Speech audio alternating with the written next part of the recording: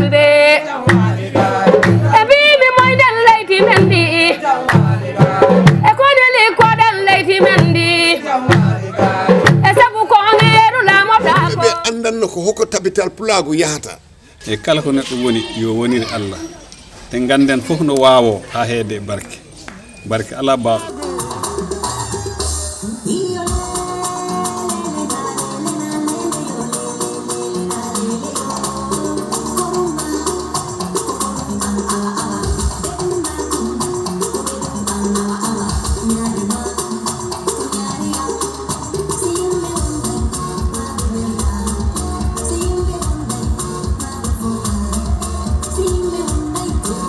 ɓeni ko suttini accini addi haala ala ko tongi guere si bontodirama ndaare Fulbe TV ko télévision mo anduɗa kala ko anduɗa pularno e mum harayimo toon waɗe subscribe joni Fulbe TV no weeli ha ɓan o programme maɓɓe meɗen Fulbe TV meɗen ari kuntaya ɗo tawegal programme mawɗo woɗo wadde hitande ɓe ka chief Mairam kan kuntaya ɗo machallah jokke men tan min yewtida e chief on gila men hewti janggande alqurana waɗama te chief ɓe wonɓe ɗo ɓen fof fotti jokke man tan o yiyay ko feƴƴe programme o ɗo chief men salminima yo mi salmini on TV Fulbe TV mi salmini on e management o fof hande ɗon hiɗa mari ɗo ñalande nomi naniri ɗon ka janggande alqurana wona ñalande fanɗude kadi na hikka fuɗɗi honɗum wawata men wola nde ñalande eyyi nde ñalande ko ndemi inniri district assembly tuma min ƴetta ɗe golle jokadu ɗo en jokadu ko ce e capannayyi min darine yimɓe sa woni aɗa gollide e mabɓe ko heɓino lebbi 12 ina wisɗi ina yooɗi garon joɗɗon kawron onon fof jewton daron ɗo jaaɗon yeeso eɗo caɗele ɗe goni ino e ɓamtare hoɗo waɗi ɗumenne hoɗo caɗele kadi hoɗo woniri e dow ɗum ɗon noon min noddirta jomen ceeɗe fof ardiɓe ɓe rewɓe ɓe sukaɓeɓe ino mi accata hay goto ɓe fof ɓe ara min tota ɓe report hitande yawtude nde komin yii hen eko waɗako eko ananuma ko ɗum ne waɗaka e dow ɗum ɗon noon min wona miɗen jonnira kadi kadoji because so ɓamtare waɗi ina waɗi wakkiliɓe ko ɗum ɗon tagi ɗum wawi waɗude so ɓen wakkiliɓe noon ko ɓenne mbiyaɓe a jarama ina moƴƴi eyyi ɗum ɗon omin iɗi ko omin iɗoto ko tottir kaddu o miɗen mo inniri the most peaceful villages ɗum ko ɗongal angale e ɗengal pural ɗum woni ce e jaam ɗen ce e jaam woni ceeɗe andanuma ɗe yahata ɓe hani police ɓe yahata ñawore wonane ɓe heɓata probléme kono so ɓe dañi caɗele kamɓe ɓe yewtay ka maɓɓe ɓe humna toon te ko ɗum woni aada men kadi enen ko ɗum ɗon anduɗen eyyi ɗum ɗon woni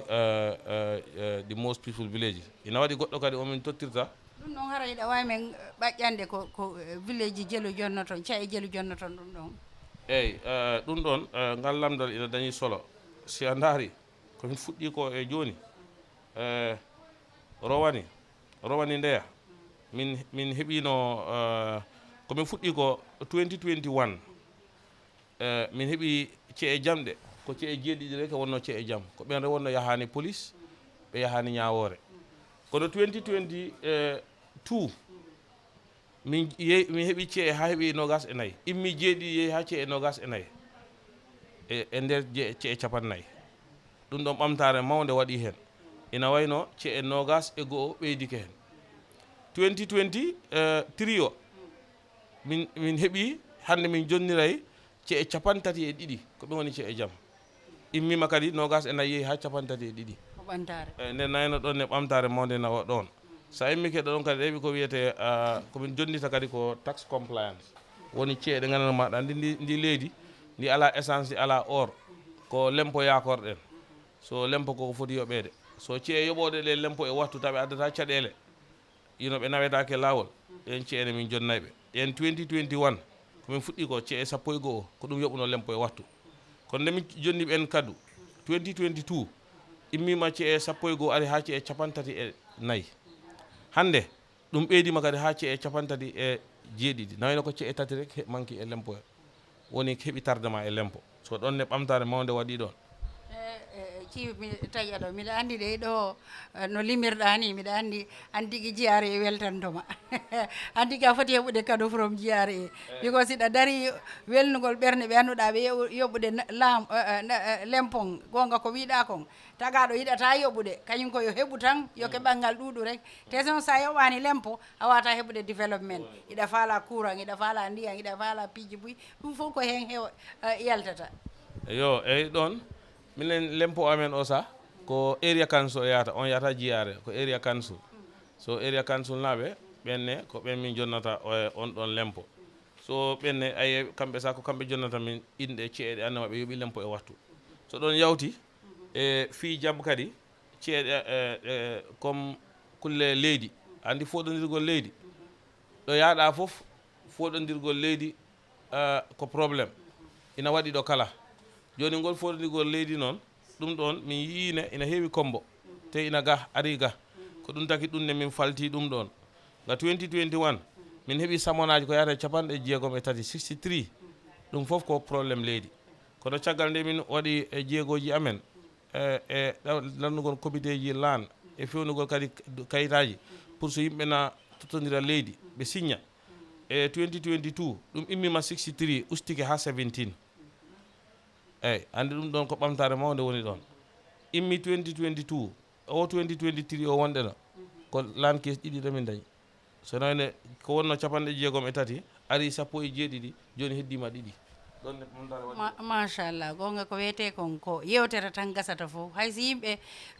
haaɓi ha ɓe wi ɓe piiray ko ɓe sakkitorta si ɓe welde ko ɓe yewtere waɗa na innugol ko o pii o e ha wawimo ko ɗum waɗi joni ɓe jammi e koɓe ɓe yimɓe yewta hakkude maɓɓe faamuye umiɗa andi ɗon ɓeydande ɓe ɓe anda nafa wondema mo kala yo heɓu gueɓal mum ngal jaam wona ñoy ɓiko say goto naɓarta ɗaw leydi haray on wakkilike eyyi caggal ɗon ne miɗen tottira ko wiyete ko environmental friendly commune andi si a daari joni e liɓugol ngol leɗɗe duppugol ƴulɓe ɗum ɗon no yakki ladde nde ko ɗum tagi joni ndiyam so ari bonna hendu so ari yakka because ko leɗɗe ɗe wallatno en ɗum ɗon ne min daari 2021 ko ceeɗe jeegom ko ɗen tan wonno ina wakkili e wallu woru waye e wallu dandaŋeji men kono kay nde min jonni ɗen ceeɗe jeegom 2022 ɗum ɓeydi ko ha ceeɗe sappo e jeeɗiɗi hande ŋuññal ngu ɗo min jonnira e nogas e jeetati nde nawayno ko ɓuri ko feccere jokade fof ɗum ɗon joni ina fewna ladde nde eyyi gonga ko wiyete kon ɓa ko leɗɗe wona e defirede ha joni sa liɓi leggal ya tutu leggal harana bebi dumping gonga environment kaya tutugal dankoɗa ngal janɗa ɗum haray nguleki kin e ɗi koko wulata ha ɓurta ndiyan ala e ardude normal ɗum fof ko jikkuji men ɗin wona essentiel de haray hiɗa weltana joni kon ɗum noon wajotoɗa yimɓe ma ɓen ma daroɓe ma fewnoɗa ma iɗa andi tundu mum on koye nder Gambia tawa honno wajotoɗa district ji heddiɗi ɗin ma region ji heddiɗi ɗin eyyi ko wiyamiɓe tan laamu wawa waɗu foof kala ardinaɗo aɗa foti waw miijade ko addanta jaam e yimɓe ma because soɓe dañi jaam a ɗanoto kono kala laamɗo hande mbiɗo lello ɗano a miijaki probléme aji yimɓe ma caɗele pindinanma a ɗanotako min noddat foof yo en dutto e aada men e cosaan men woni waddugol ɗum en mbawa ɗum wona ko wawi waas kono si en baddine yo en jooɗo jewten mbaɗen guru ko ɗum woni aada men hakkude dañɗo gonga totte gonga mo ala o gonga wiye ko an woni ala e gonga eyyi ɗum ɗon noon miɗen nodda district aji ɗi foof e nder leydi he e région aji ɗi foof ɗum ɗo waɗgol ɗum ko waɗgol encouragé yimɓeɓe pour ɓe gandane eɗen wonɓe ɓe dow naɓe acciti hakkille wigol neɗɗo a jarama ɗum ɗon koko weltinta ɓernde eyyi wawata yoɓ doole kono ɓertinat ɓernde ɗum ɗo min hen nodda foof kadi ne nodda yimɓe fof kadi yo won gotum jaggodira wallodira eyyi ko ɗum heeɓi kon haali jama o gonga jaggodira wallodira wata lando ko leydi ma waɗanma kono ko honɗum waɗanɗa leydi ma ko ɗum woni gonga hande noon mbiɗa andi ɗa tañƴiniɗo CFɓe ɓen fof e gouverneur fof eyyi gouverneur ji ari gouverneur wona gouverneur tan o gouverneur hay LRR gouverneur o ari ɗo GRA woni aruɓe ɗo police aɓe mawɓe ɓe gari eyyi woodi yimɓeɓe kadi NGO ji ɓenne ɓe ngari eyyi dulaji dal place uji kewɗi yimɓe immorima cengle kewɗe ngari eyyi telema noon programme weeɓa miɗa anndi kadi haray ballal iwritelen ɗe fof ɓa miɗa anndi ɗo ko nayi hirseteɗo ɓa yimɓe ñaama yette baɓɓe sina ɗum ɓe jottako ɗo ko homɓe jarata télé mbaɗa wallitiɓe ma yo ɗum ɗo nani solo trop komi idoto ko jarnugol jinnaɓe amen kala ko neɗɗo dañi rek yo yettu kadi Allah e nela yetta jinnaɓe mum caggal ɓe fof yimɓe fof jaggi hen eyyi mi yetta kadi ɓe witeɓe tapital pulago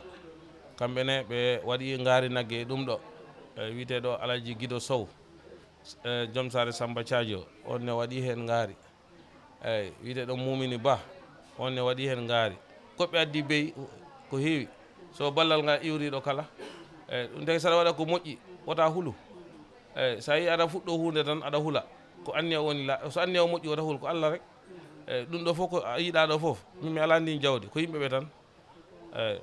Allah ɓeydu jaam ara jarama mbiɗa anndi en taƴa e ɗo tun saabu jama no habbi to no programme o yara haray meɗen welti